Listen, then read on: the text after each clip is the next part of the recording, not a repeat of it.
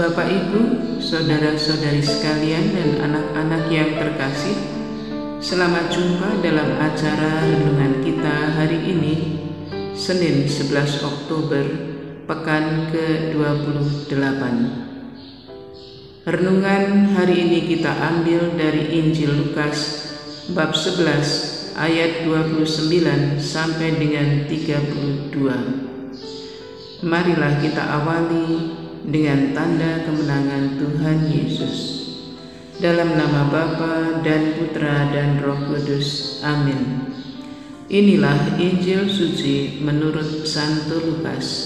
Dimuliakanlah Tuhan. Ketika orang banyak mengerumuninya, berkatalah Yesus, "Angkatan ini adalah angkatan yang jahat. Mereka menghendaki suatu tanda, tetapi kepada mereka tidak akan diberikan tanda selain tanda Nabi Yunus. Sebab seperti Yunus menjadi tanda untuk orang-orang Niniwe, demikian pula lah Anak Manusia akan menjadi tanda untuk angkatan ini.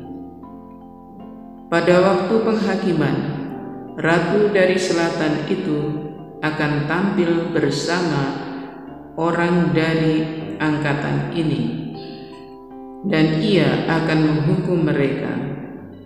Sebab ratu ini datang dari ujung bumi untuk mendengarkan hikmat Salomo, dan sesungguhnya yang ada di sini lebih daripada Salomo. Pada waktu penghakiman, orang-orang Niniwe akan bangkit bersama angkatan ini, dan mereka akan menghukumnya. Sebab orang-orang Niniwe itu bertobat waktu mereka mendengarkan pemberitaan Yunus, dan sesungguhnya yang ada di sini lebih daripada Yunus." Demikianlah Injil Tuhan. Terpujilah Kristus. Bapak, Ibu, saudara-saudari sekalian dan anak-anak yang terkasih, sebagai manusia kita sering berbuat salah, berbuat dosa bahkan. Kadang kita buat secara sadar, secara sengaja alias nekat. Terkadang juga tidak sengaja. Kadang karena kita lalai untuk melakukan sesuatu dan berakibat merugikan orang lain.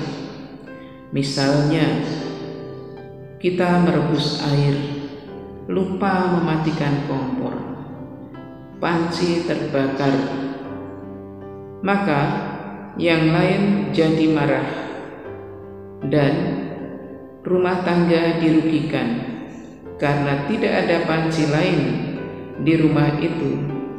Bagaimana mereka akan merebus air untuk keesokan paginya? Ini kelalaian yang membuat orang lain repot, malahan dirugikan juga.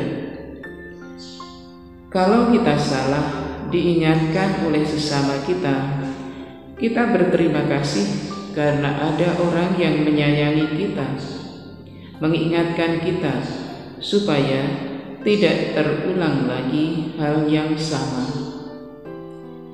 Namun, kalau cara mengingatkannya dengan nada marah, kita tidak suka. Boro-boro kita berterima kasih, malahan kita balik marah. Dalam hidup kita, tidak terbilanglah dosa, kelalaian, dan kesalahan yang kita buat.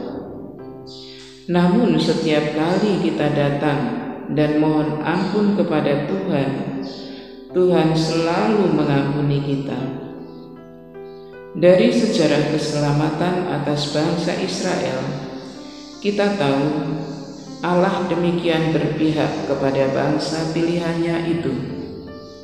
Mujizat demi mujizat dilakukan Allah kepada mereka, entah itu berupa penyelamatan anak sulung mereka, penyeberangan lewat laut, lewat sungai Yordan, roti yang diturunkan dari langit, dan sebagainya. Allah hanya menghendaki umat Israel setia kepadanya, tidak menyembah dewa-dewa bangsa lain.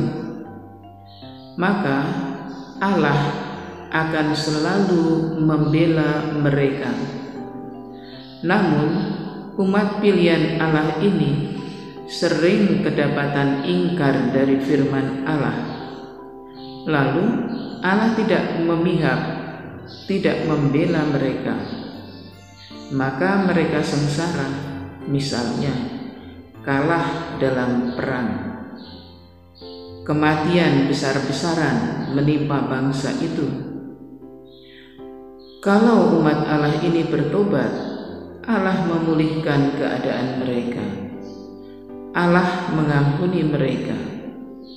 Demikianlah berulang terus pergulatan di dalam umat Israel, umat pilihan Allah itu, di dalam sejarah keselamatan. Allah selalu melimpahkan rahmat-Nya kepada kita juga. Namun kita sering tidak tahu diri, membutakan mata dan hati kita terhadap kemurahan Tuhan. Seperti dalam Injil di atas, mereka minta tanda kepada Yesus, padahal sudah begitu banyak tanda dan mukjizat yang dilakukan untuk mereka. Bapak, Ibu, saudara-saudari sekalian, dan anak-anak yang terkasih, marilah kita senantiasa mensyukuri berkat-berkat Tuhan yang selalu melimpah dalam hidup kita. Untuk hidup itu sendiri, untuk kesehatan kita, makanan dan minuman, untuk orang-orang yang bersama kita hidup dalam keluarga, dalam komunitas, maupun tetangga-tetangga kita.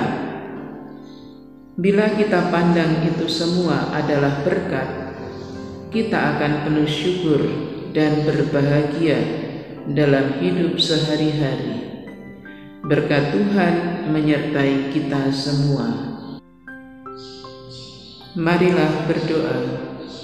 Allah Bapa kami Maha Pengasih dan Allah yang setia pada perjanjian, kami bersyukur kepadamu atas segala berkat dan rahmat yang selalu Kau limpahkan bagi kami. Kami mau selalu melihat kehadiran-Mu dalam karya-karya-Mu melalui sesama kami, terutama yang kami jumpai setiap hari.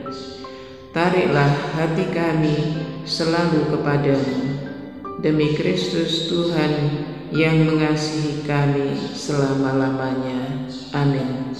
Dalam nama Bapa dan Putra dan Roh Kudus. Amin. Terima kasih. Sampai jumpa lagi. Salam dalam belas kasih hati Yesus.